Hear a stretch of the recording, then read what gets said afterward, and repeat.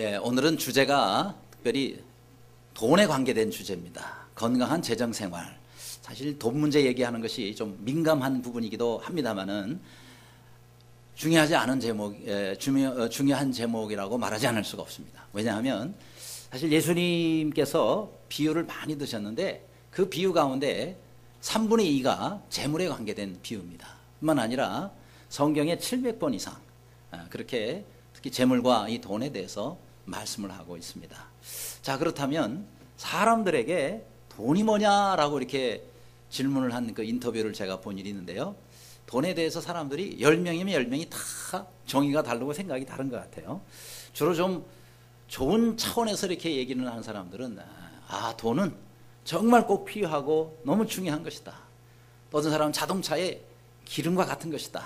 그래서 기름이 없으면 아무리 좋은 차도 안 가지 않습니까? 그러니까 돈은 그렇게 중요한 것이다. 또 어떤 사람은 돈은 뭐 있어도 그만 없어도 그만이다. 또 어떤 사람은 그걸로 부귀영화를 이거야말로 최고입니다. 돈이 최고입니다. 그런 사람도 있었고요. 또 좀 안 좋게 하는 사람들도 있어요. 그건 돈은 웬수야 얘기하는 사람이 있어요. 왜요? 돈 때문에 상처받았어요.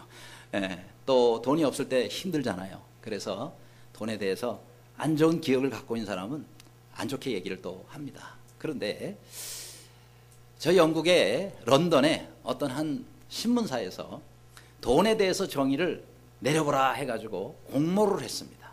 거기서 1등상을 받은 사람이 이렇게 글을 썼더군요. 한번 들어보실래요? 돈은 당신이 무엇이든지 살 수 있게 하되 행복은 살 수 없게 하고 또 어느 곳이든지 갈 수 있는 여비를 내게 하되 하늘나라로 가게 하는 여비를 댈 수 없는 도구다. 이렇게 표현을 했습니다. 그게 1등상을 받았어요. 괜찮은 것 같아요. 그죠? 뭐든지 살 수 있는데 돈으로 행복은 살 수 없잖아요. 또 어디든지 갈 수 있는 그런 여비를 대잖아요. 자동차도 타고 비행기 탈 수 있지만 하늘나라 갈 수 있는 여비를 대줄 수 없는 것이 바로 이 돈이다. 잘 기억했다가 혹시 우리나라 신문사에서 공모전을 하거들랑 주품하시면 괜찮을 것 같아요. 그런데 이렇게 돈에 대해서 사람들이 참 관심을 많이 갖고 돈 없이 못 사잖아요. 그런데 어떤 책에 보니까 돈에 대해서 짐이다라고 표현한 그런 책이 있더군요. 돈은 뭐라고요? 짐이다 그랬어요. 그럼 무슨 내용인가 하고 읽어보니까 먼저 물질은 모을 때는 수고의 짐이요. 이 재물을 지키려고 할 때는 두려움의 짐이요. 사용을 할 때는 유혹의 짐이요. 낭비할 때는 죄책감의 짐이요. 이것을 또 잃어버릴 때는 슬픔의 짐이 된다. 그래서 돈은 짐이다. 이렇게 표현했는데 일리가 있는 것 같아요. 아무튼 어떤 사람은 이거 뭐 짐이고 슬픔이고 왼수고 다 좋은데 시껏 좀 돈 좀 벌어봤으면 좋겠다. 그렇게 해서 돈을 많이 좀 벌었으면 하는 소원들을 많이 가지고 있는데 여러분들도 돈을 좀 많이 버시기를 바랍니다. 우리 교회 성도님들이 돈 좀 많이 벌었으면 좋겠어요. 그렇게 해서 올 한 해 동안에 물질도 우리가 하나님 앞에 감사할 수 있는 제목이 되면 좋지 않겠습니까?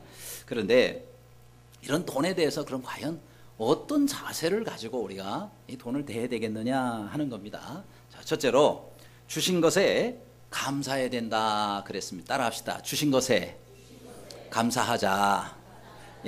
전도서 5장 19절에 어떤 사람에게든지 하나님이 재물과 부유를 주사 능히 누리게 하시며 분복을 받아 수고함으로 즐게 하신 것은 하나님의 선물이라 그랬습니다. 그러므로 우리가 이 땅 가운데서 하나님이 주신 많은 것들에 대해서 우리가 감사하고 즐거워야 된다는 거예요. 근데 왜요? 하나님의 선물이기 때문에. 여기 그랬잖아요.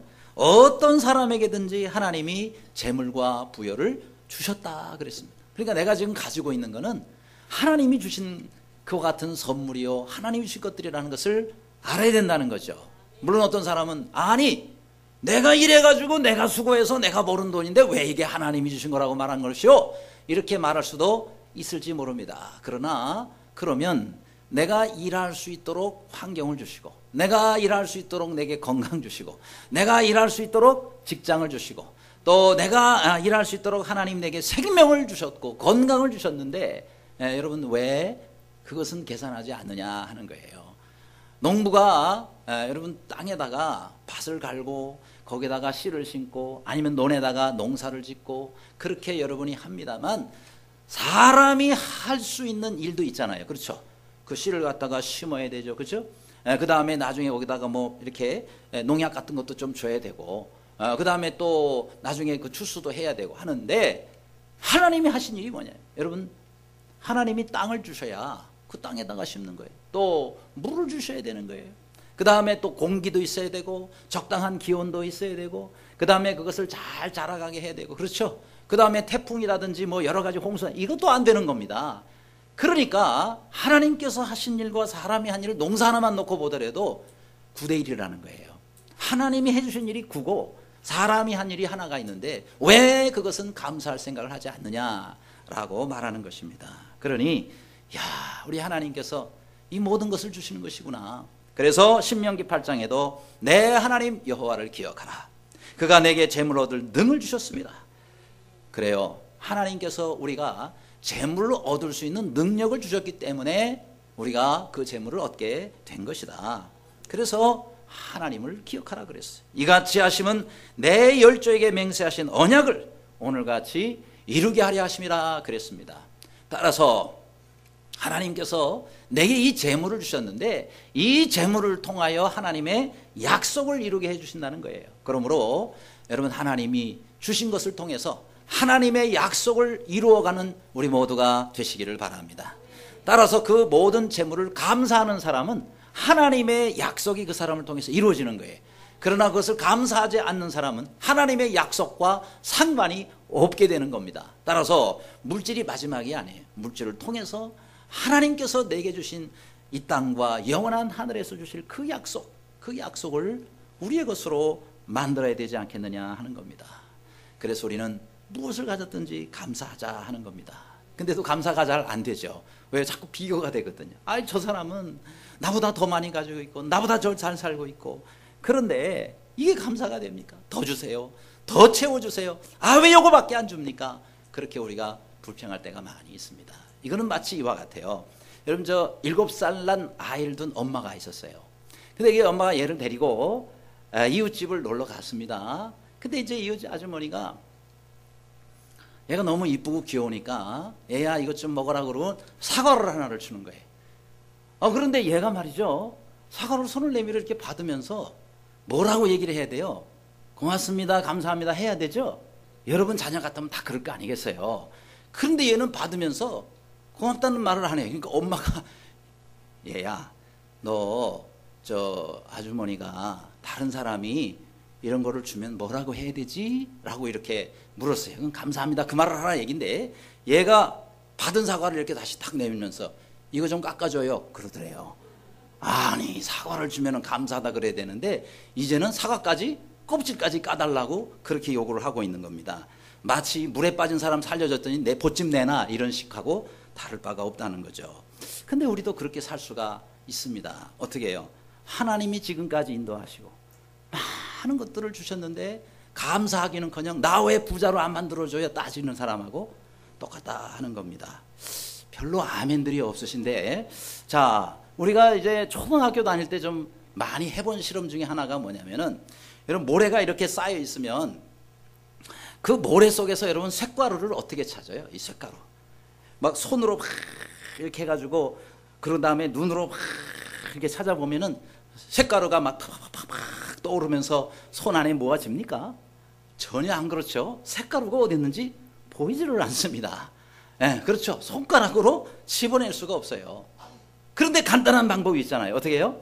자석을 가지고 그 모래를 한참 이렇게 해집고 그러고 하면 나중에 딱 꺼내면요 여기에 쇳가루가 모래 속에 있던 눈에 보이지 않던 쇳가루가 다 이렇게 달라붙어서 올라오지 않습니까? 이런 경험을 안 해봤으면 따로라도 한번 해보시기 바랍니다. 참 신기하잖아요. 그런데 우리가 감사하는 마음이 꼭 이와 같다는 거예요. 감사하는 마음은 모래 속에 있는 자석과 같은 것이다. 그건 뭔 얘기예요? 하나님께서 이 온 모래 같은 세상 속에다가 하나님의 많은 은혜의 쇳가루들을 심어 놓으셨어요. 많은 복들을 담아 놓으셨어요. 근데 그것이 누구한테 와서 탁탁탁 붙느냐? 감사하는 사람에게 붙는다는 겁니다. 감사하는 사람은 자석과 같아서 보통 사람 눈에 보이지 않고 잡을 수 없는 것들을 감사하는 마음을 가지고 있는 사람들은 하나님께서 그 사람에게 그런 것들이 와서 붙도록 만들어 주신다는 거예요. 그러니까 내가 하려고 찾아다니지 말고 내가 잡으려고 애쓰지 말고 감사하는 마음으로 살아가시기를 바랍니다. 그러면 하나님께서 그 사람 마음속에 그 사람의 삶 가운데 하나님이 예배해 두신 모든 그런 은혜들을 붙도록 그 사람에게 당겨지도록 만들어 주신다는 사실입니다. 그리하여 이 땅과 하늘의 모든 보화들의 주인공들이 되시기를 주님의 이름으로 축원합니다. 두 번째로 우리가 재물에 대해서 어떤 자세를 가져야 될까요? 곤고한 날에 되돌아보라 그랬습니다. 전도서 7장 14절에 형통한 날에는 기뻐하고 곤고한 날에는 되돌아보라. 하나님이 두 가지를 병행하게 하사 사람으로 그 장래일을 능히 헤아려 알지 못하게 하셨느니라 이렇게 말씀하고 있습니다. 형통한 날에는 어떻게 하라고요? 기뻐하라 그랬습니다. 곤고한 날에는 뭐라고요? 되돌아보라 그랬습니다. 전에 개역 한글 성경에 보면 이번 생각하라고 나와요. 그러니까 되돌아보라 하는 얘기는 생각하라는 거예요.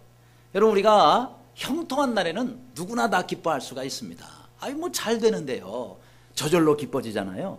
그런데 곤고한 날에는 되돌아보라 그랬습니다. 그러니까 우리가 해야 할 일이 뭐예요? 예, 그런 곤고함을 당했을 때에 불평하지 말고 하나님 앞에 이것에 대해서 뭐예요? 감사하라는 거예요. 또 생각해 보라는 거예요. 그러면은 아하, 하나님께서 내게 왜 이런 어려움을 주셨는지 우리가 안다는 것입니다. 그래서 하나님이 뭐라 했어요? 이 두 가지를 병행하게 해주셨다는 거예요. 여러분 하나님은요 우리가 형통한 길로만 가도록 만들지 않으십니다. 어떤 때는 곤고한 길로도 가게 만드시는 거예요. 그러니까 우리가 형통도 했다가 곤고도 했다가 형통도 했다가 곤고도 했다가 기간의 차이는 있을지라도 다 마찬가지입니다. 어떤 경우에는 잘 되는 일이 있는가 하면 또 어떤 때는 내 생각대로 안 되는 일이 있어요. 그 안 되는 일이 있을 때 우리가 어떤 자세를 가져야 되느냐? 돌아보라는 거예요. 그리고 하나님께서 내게 왜 이렇게 일이 안 되게 하실까 생각하라는 겁니다. 왜요? 하나님은 우리가 잘 될 때만 은혜를 주시는 것이 아니라 안 될 때에도 거기에 은혜를 담아 놓으셨기 때문에 그것을 통해서 하나님은 또 은혜를 우리에게 주시기를 원하시기 때문에 그 길로 인도하시는데 우리는 안 될 때는 거기에 대해서는 불평하고 거기에 대해서는 생각하려고 하지 않고 거기에 대해서 하나님께 우리가 돌아보고 또 하나님이 주시는 것을 대해서 우리가 잘 모르기 때문에 그래서 이 모든 하나님의 은혜를 우리가 버릴 때가 있다는 말이죠. 그래서 잘 되는 것만 하나님의 은혜가 아니라 안 될 때도 그 안에 하나님의 은혜가 있음을 알고 그 안에서도 하나님의 은혜를 발견하시기를 바랍니다. 그래서 이 생각한다라는 말이 영어로 think 아닙니까? 감사하다라는 말이 땡크 아닙니까? 이 띵크나 땡크나 사실은 어원이 같은 말이에요. 그래서 우리가 잘 생각하면은요 거기에 감사할 것들이 다 들어있는 겁니다. 그래서 항상 어떤 일을 우리가 당하든지 간에 생각하시기를 바랍니다. 왜 하나님이 내게 이런 길로 인도하셨는가? 왜 이런 결과를 얻게 해주셨는가? 생각하면 감사할 수가 있는 겁니다. 근데 오늘날 이 시대는 참 생각을 안 하도록 만들어요. 이 영상 시대가 돼가지고요 워낙 영상들이 팍팍팍팍 바뀌니까 손에다가 얼마나 이게 빨리 지나요. 그렇죠? 그 영상에 매여 있어가지고 생각을 안 하는 거예요. 근데 옛날에 보면 책들을 많이 읽잖아요. 이 책을 읽는데 책을 읽으면은 사람들이 굉장히 생각을 깊이 할 수 있습니다. 이 책은 사람들로 하여금 굉장히 인내도 길러주고 창의력도 기르게 해주고 상상력을 풍부하게 만들어요. 그래서 책이 불편하지만 책을 많이 읽는 사람은요 굉장히 생각이 깊어집니다. 책 중에서도 성경책을 많이 읽으시기를 바랍니다. 여러분 우리가 성경 말씀을 자꾸 읽고 그리고 생각하는 게 뭐예요? 묵상이라는 겁니다. 하나님의 말씀을 자꾸 묵상하시기를 바랍니다. 이 성경을 많이 읽는 것도 중요하지만 적게 읽더라도 깊이 읽는 게 중요해요. 여러분 우리가 깊이 하나님의 말씀을 파고 들어가고 묵상하면 거기서 우리가 진리를 만나고 하나님의 보화를 만나고 그리고 하나님의 음성을 들을 수가 있습니다. 그런데 그냥 막 속도 가듯이 이렇게 읽어나가면은 줄거리는 알지 몰라도 깊이 있는 하나님의 보화를 우리가 발견할 수가 없는 거예요. 따라서 우리는 자꾸 어떤 일이라든지 또 어떤 상황에 닥쳤을 때 자꾸 생각하고 또 묵상하고. 그래서 시편에도 그랬잖아요. 복 있는 사람은 누가 복 있다 그랬어요? 여호와의 말씀을 주야로 묵상하는 자로다 그랬어요. 항상 하나님의 말씀을 묵상해서 하나님 앞에 복 있는 사람들이 되시기를 바랍니다. 우리 교회에 K모 집사님께서 책을 최근에 한 권 쓰셨어요. 책 제목 차라리 꿈꾸지 마라. 야, 차라리 꿈꾸지 말라 그래서 얼핏 들으면은 아니 왜 꿈을 꿔야 되는데 꿈을 못 꾸게 하나 그렇게 생각할지 모르지만 이 책의 내용을 읽어보면 그렇습니다.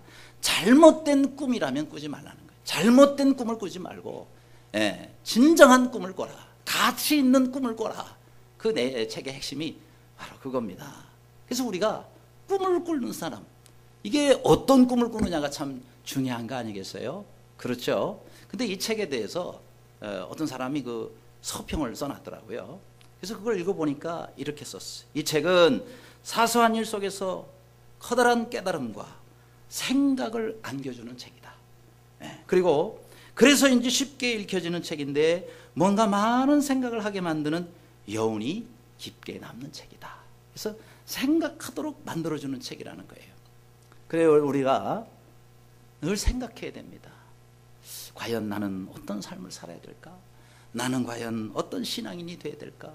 나는 과연 어떤 직장인이 돼야 될까? 자꾸 생각을 해야 됩니다. 데이빗 소포 목사님이라는 분이 감옥과 수도원의 차이는 뭐냐? 생각의 차이라는 거예요. 여러분 아무리 수도원에 있는 사람도 감사하지 아니하면 그거 감옥이에요. 왜요? 어차피 고립되어 있으니까. 근데 감옥에 사는 사람도요, 생각을 바꾸면은 거기가 천국이 될 수 있다는 거예요. 그렇죠?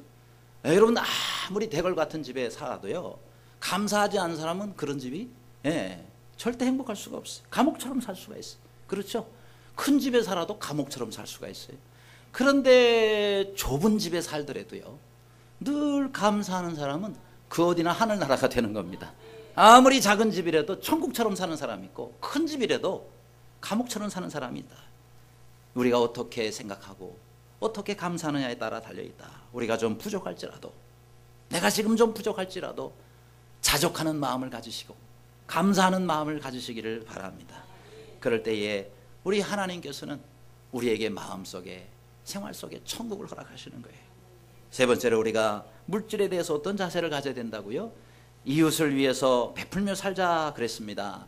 전도서 11장 1절에 보면 너는 내 떡을 물 위에 던져라. 여러 날 후에 도로 찾으리라 그랬습니다. 자, 여기서 떡이라고 나온 부분은 우리 문화에 맞춰가지고 떡이라고 했지 사실은 이건 양식입니다. 과거에 우리 개역 한글 성경에 보면은 내 식물이라고 나오는데 그거보다도 더 좋은 말은 양식인데요. 우리식으로 다시 표현하자면은 내 쌀포대를 물에다가 던져버리라 그 말입니다. 아니 쌀을 왜 물에다가 던져요?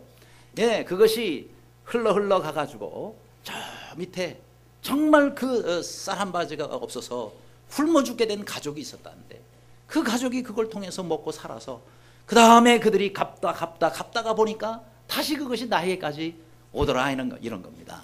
그러니까 여러분 지금 내가 먹고 있는 이 양식과 이 중요한 것들을 내가 물에다가 던져 버릴지라도 하나님께서는 그것을 반드시 보시고 갚아주신다는 사실입니다. 그러므로 여러분 우리가 관대히 주는 자는 관대히 받는다 그랬습니다. 그렇죠? 그래서 우리는 하나님께서 내게 주신 어떤 것이든지 함께 나눌 수 있도록 하자. 나눌 때에 하나님이 갚아줘요. 사람은 기억 못하고 사람은 잊어버릴지라도 하나님은 갚아주십니다. 그래서 누가 복 있는 사람이냐? 많이 버는 사람이 복 있는 사람이 아니라 잘 사용하는 사람이 복이 있는 겁니다. 누구를 위해서 어떻게 사용하느냐? 그것이 진정 복 있는 사람을 결정해 주는 것이다 하는 겁니다. 여러분 1888년에 한 유명한 사람이 있었습니다. 이 사람은 인류 역사상 최초로 다이너마이트를 개발을 합니다. 이걸 만들어요. 그래서 이걸 만든 다음에 이 사람이 정말 어마어마한 부자가 됐습니다. 유명해졌습니다. 많은 사람들이 부러워하기 시작했어요. 총망을 받는 사람이 됐습니다. 그 사람이 누구죠? 노벨이라는 사람입니다. 그런데 이 사람이 어느 날 아침에 이제 잠에서 깨나가지고 그러고는 조간신문, 아침신문을 딱 받아보는데 깜짝 놀란 거예요. 거기에 무슨 기사가 났느냐, 자기가 죽었다는 기사가 나온 거예요. 멀쩡하게 살아있는데 자기가 죽었다는 기사가 머릿기사로 일면으로 나와 있는 겁니다. 제목을 읽어보니까 말이죠, 세계 최초로 다이너마이트를 발명한 유명한 알프레드 노벨이 죽다, 이렇게 나온 거예요. 분명히 자기인데 난 살아있는데 왜 내가 죽었다 그러지? 그 충격을 받고는 가만히 나중에 알고 보니까 자기 동생이 죽었어요. 그런데 성이 똑같다고 보니까 사람들이 비슷하게 생기고 그래서 헷갈리니까 정말 그 다이너마이트를 개발한 노벨이 죽은 줄 알고 신문에다가 오보 기사를 낸 겁니다. 그런데 이 사람이 충격을 받은 게 뭐냐, 거기 있는 기사의 내용을 보고, 기사의 내용이 많은 사람을 죽게 하는 폭탄을 만든 제조업하는 늙은이 드디어 죽도다, 이렇게 써놓은 거예요. 그러니까 사람들은요, 그 사람이 다이너마이트 폭탄 개발해가지고 돈은 많이 벌었지만은 그것 때문에 많은 사람들이 폭탄 때문에 죽어나가는, 그러니까 이 사람은 혼자 잘 먹고 잘 살았지, 그걸로 인해서 수많은 사람들이 죽는 것으로 인해 가지고 얼마나 많은 사람들이 그것 때문에 마음이 안 좋게 있었는데 그거에 대해서 사람들이 어떻게 생각하는지를 알게 된 거예요. 그러니까 자기가 지금 이 상태로 죽으면 사람들은 나에 대해서, 나는 혼자 잘 먹고 잘 살았을지라도 나에 대해서 얼마나 안 좋은 얘기를 하고 비판을 하고 나를 욕을 하겠는가, 그것을 자기가 보게 된 거예요. 죽지는 않았지만 죽은 후에 자기의 평가에 대해서 신문을 통해서 확인하게 된 겁니다. 물론 그 신문 자체가 맞지도 않은 기사고 그래서 그 안에서 거기서 다 찢어버리긴 했지만은, 그러나 사람들이 나를 어떻게 기억하고 있는지에 대해서 알게 된 거예요. 그래서 그때부터 이 사람이 새로운 삶을 살기로 마음에 결심을 합니다. 그리고는 하나님을 믿게 됐어요. 그리고 이제 내 모든 재산을 하나님을 위해서, 그리고 또 많은 어려운 사람들, 또 세계 평화를 위해서 그렇게 내가 이것을 사용해야 되겠다. 그래서 자기 전 재산을 들여서 노벨 평화상이라는 것을 처음으로 만들게 됐고, 그것이 기초가 돼가지고 오늘날 각 분야에 인류에 공헌한 많은 사람들에게 최고 권위의 상이 된 노벨상을 제정해서 오늘날 이렇게까지 지금 쓰임받고 있는 겁니다. 드디어 이 사람이 그 신문 기사를 본 지 8년 만에 죽게 됐어요. 그런데 8년 후에 이 사람에 대한 평가가 어떻게 나왔느냐, 신문에 역시 나왔습니다. 인류 평화를 위해서 살던 신앙의 사람 노벨이 죽다, 이렇게 나온 거예요. 그렇죠? 불과 8년 전에 자신에 대한 평가와 8년 후에 이 사람에 대한 평가가 천지 차이가 난 겁니다. 여러분, 사람은요, 죽은 후에 그 사람에 대한 진정한 평가가 나오게 되어 있습니다. 그 사람이 죽은 후에 진정한 평가가 나오는, 우리가 하나님 앞에 섰을 때에 우리의 삶을 어떻게 살았는지 진정한 평가가 나오게 되어 있는 거예요. 따라서 우리는 죽은 후가 중요하고 죽은 후에 하나님 앞에서가 더 중요합니다. 따라서 하나님께서 나를 뭐라고 평가하실지, 여러분, 우리 다 하나님의 심판대 앞에 나설 것 아니겠습니까? 하나님께 칭찬받을 수 있는 우리의 생애가 될 수 있기를 바랍니다. 지금까지는 그렇게 못 살아왔다 할지라도 이제 우리의 남은 8년, 아니 남은 몇십 년이 될지라도 여러분, 우리가 그 시간을 잘 살아야 되지 않겠습니까? 나 혼자 잘 먹고 잘 살아도다라고 그렇게만 끝나서야 되겠냐 이 말이죠. 우리가 누구가 나에 대해서 평가를 하더라도 정말 이렇게 귀하게 평가를 받을 수 있고 칭찬을 받을 수 있는 우리의 삶이 돼야 되겠다 하는 겁니다. 그래서 이번에 우리가 사랑의 쌀떡, 이번 주부터 이제 헌금을 합니다. 근데 뭐 작은 거잖아요. 뭐 한 달에 5,000원도 될 수 있고 한 달에 10,000원 될 수 있는데, 저 1층 거기에 있는 그 쌀떡에 월요일날 주일날 거기다가 한가득 담아 놓으면은요, 수요일 되면은 다 가져가요. 처음에 저걸 만들 때는 이거 누가 가져가겠나 그랬어요. 사실은 반신반의하면서 이건 뭐 갖다 놓고 아무도 안 가져가면 쌀만 썩어버리고 그러지 않겠나, 이렇게까지 생각을 했는데 그 주부터 사람들이 가져가기 시작하는데요, 지금은요 저 외지에서 버스까지 타고 와가지고 저거 한 봉씩 가져가요. 예, 그럴 정도로 지금 사람들이 많이 가져와요. 일주일에 3포대. 제가 확인해 보니까 평균 3포대. 그 전주는 4포대. 어쨌든 한 달이면 12포대. 20kg짜리 12포대가 매달 지금 나가고 있는데, 지금은 이제는 교회 재정으로도 이거 우리가 하기도 하지만은 우리 성도들이 이 일에 함께 동참했으면 좋겠다. 내가 한 달에 하나 작게 드리는 것이지만 이것이 정말 어려워서 끼니를 못 잇는 사람에게 생명줄이 될 수 있다. 그렇다면 얼마나 우리 하나님 앞에 정말 귀하고 복된 일이겠느냐 하는 거예요. 그래서 디모데전서 오늘 읽은 본문 6장 17절에 19절에 보면, 내가 이 세대의 부한 사람들을 명하여 마음을 높이지 말고 정함이 없는 재물에 소망을 두지 말고 오직 우리에게 모든 것을 후히 주사 누리게 하시는 하나님께 두라 그랬어요. 소망을 재물이 아니라 하나님께 두라 라고 말씀하고 있습니다. 그리고 선을 행하고 선한 사업을 많이 하고 나누어 주기를 좋아하며 너그러운 자가 되게 하라라고 그렇게 말씀하고 있습니다. 이것이 장래의 자기를 위하여 좋은 터를 쌓아 참된 생명을 취하는 것이라 그렇게 말씀했습니다. 나는 작은 물질을 드렸지만 이 물질이 사람을 살리고 말이죠. 그래서 참된 생명을 취하는 것. 여러분, 한 생명이 어느 우주보다 더 귀한 생명 아니겠습니까? 그런데 나의 작은 섬교로 말미암아 이렇게 이웃이 산다 그러면 이거보다 더 크고 더 복된 일이 어디 있겠느냐 하는 겁니다. 그런데 여기에 자기를 위하여 좋은 터를 쌓는다 그랬어요. 언제요? 장래라고 나옵니다. 장래에, 미래에 나를 위해서 좋은 터를 쌓는 것은 다른 게 아니에요. 그리고 많은 것이 있어야 되는 게 아닙니다. 작은 것이라도 내가 이웃을 섬기고 베풀 때 하나님께서 나를 위해서 좋은 터를 쌓아두신다 그랬습니다. 그렇습니다. 하늘에 쌓아두는 것은 바로 다른 사람에게 베푸는 사람입니다. 만일 이런 예를 이런 일이야 없겠지만 이거는 예를 드는 겁니다. 우리나라 화폐가 원화입니다. 근데 이 원화를 국회에서 의결을 해가지고 그래서 화폐 개혁을 하게 된다 했을 때에 뭘로 하느냐면 달러로 바꾼다고 예를 들겠습니다. 그러면은 이게 철저히 비밀에 붙여져, 미리 알면 난리가 나니까. 그래서 어느 날 갑자기 비밀리에 있다가 갑자기 이것이 이제 만일 국회에서 결의가 된다 그러면 우리가 원화를 갖고 있는 게 다 뭐예요? 종이 조각이 되면 휴지 조각이 돼버리는 거예요. 내가 돈을 예를 들어서 5만 원짜리를 막 그렇게 쌓아놨다, 다 휴지 조각이 되는 겁니다. 그럼 지혜로운 사람은 어떤 사람이냐? 화폐 개혁에 대비해가지고 그래서 미리 내가 쓸 수 있는 원화를 조금만 남겨두고 가능하면 많이 달러로 바꿔놓는 것이 지혜로운 거예요. 물론 여러분 그렇게 하라 그 말이 아니에요. 우리나라가 화폐 개혁을 할 계획이 있다 그 말이 아니에요. 예를 드는 겁니다. 자, 이걸 다시 영적으로 제가 바꾸겠습니다. 이처럼 지혜로운 그리스도인들은 어떤 사람이냐?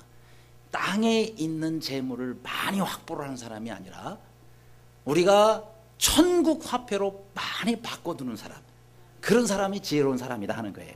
왜요? 우리가 이 땅에서 오래 살아요? 천국에서 오래 살아요? 천국에서 오래 삽니다. 그리고 땅의 화폐가 가치가 있어요? 하늘나라의 화폐가 하늘나라의 화폐가 더 가치가 있어요. 물론 땅에서도 살아야 되니까 화폐가 필요합니다. 그래서 그건 적게 해두고, 그리고 할 수 있으면은 우리가 많이 천국 화폐로 환전을 해두자. 그러면 우리가 천국 갔을 때에 그거로 말미암아 우리가 하나님 앞에서 얼마나 영광스럽게 살 수 있느냐 하는 겁니다. 그래서 이제 우리는 내가 가지고 있는 것을 통해서 하나님의 뜻을 위해서 살고 그리고 이웃에게 베풀면서 살자 하는 겁니다. 조금 액수가 되더라도 그렇게 섬기는 모두가 되시기를 주님의 이름으로 축원합니다. 끝으로 우리가 물질에 대한 자세는 하나님을 첫째로 섬기자 하는 겁니다. 하나님을 첫째로. 누가복음 16장 13절 다 같이 읽겠습니다. 시작. 지파인이 두 주인을 섬길 수 없나니 혹 이를 미워하고 저를 사랑하거나 혹 이를 중히 여기고 저를 경히 여길 것임이니라. 너희가 하나님과 재물을 겸하여 섬길 수 없느니라. 아멘. 그렇습니다. 이 모든 재물의 주인은 하나님이십니다. 그래서 주인 대신 하나님을 섬길 때 재물은 저절로 하나님이 해결해 주시는 거예요. 그러나 우리가 주인을 바꿔서 예를 들어서 재물을 나의 주인처럼 섬기면 우리는 재물의 종이 되는 겁니다. 물질의 종이 되는 거예요. 그래서 정말 잘 섬기려면 우리가 하나님을 온전히 섬겨야 돼요. 둘 중에 하나예요. 하나님을 섬기든지 재물을 섬기든지. 둘을 다 잘 섬길 수는 없는 거니까. 그래서 우리가 하나님을 섬긴다 하는 것은 하나님을 위해서 내 시간, 내 물질, 내 몸을 드리는 것이다 하는 겁니다. 그래서 우리가 주님을 위해서 사용하는 것은요, 그건 나를 위해서 하나님이 보물을 하늘에 쌓는 것이라고 말씀하고 있어요. 마태복음 6장에 보면은 너희를 위해서 보물을 땅에 쌓아두지 말라 그랬어요. 땅에 쌓아두지 말라. 그러면서 20절에 너희를 위하여 보물을 하늘에 쌓아두라 그랬습니다. 땅보다 하늘에 많이 쌓아두시는 모두가 되시기를 바랍니다. 그게 바로 하나님을 잘 섬기는 일이다 그랬습니다. 그럼 그렇게 하지 않으면 어떻게 되느냐? 누가복음 12장에 이렇게 말씀합니다. 어리석은 자라 그랬어요. 어리석은 자다. 누가복음 12장 19절에 내가 내 영혼에게 이르되 영혼아 여러 해 쓸 물건을 많이 쌓아두었으니 편히 쉬고 먹고 마시고 즐거워하자 하리라 하되 하나님은 이르시되 어리석은 자여 오늘 밤에 내 영혼을 도로 찾으리니 그러면 내가 준비한 것이 누구 것이 되겠느냐? 자기를 위하여 재물을 쌓아두고 하나님께 대하여 부요하지 못한 자가 다 이와 같으니라라고 말씀하고 있습니다. 자, 이 사람은요, 이 누가복음 12장에 나오는 이 사람은 나쁜 사람이 아니에요. 무슨 재물을 남 속여가지고 불의한 방법으로 모은 사람이 아닙니다. 열심히 일하고 수고하고 땀 흘려서 많은 재물을 모았어요. 얼마나 유능한 사람입니까? 그죠? 얼마나 요즘 시대에 사람들이 부러워하는 그런 사람입니까? 이 사람이 이렇게 많은 재물을 정직한 방법으로 모았단 말이에요.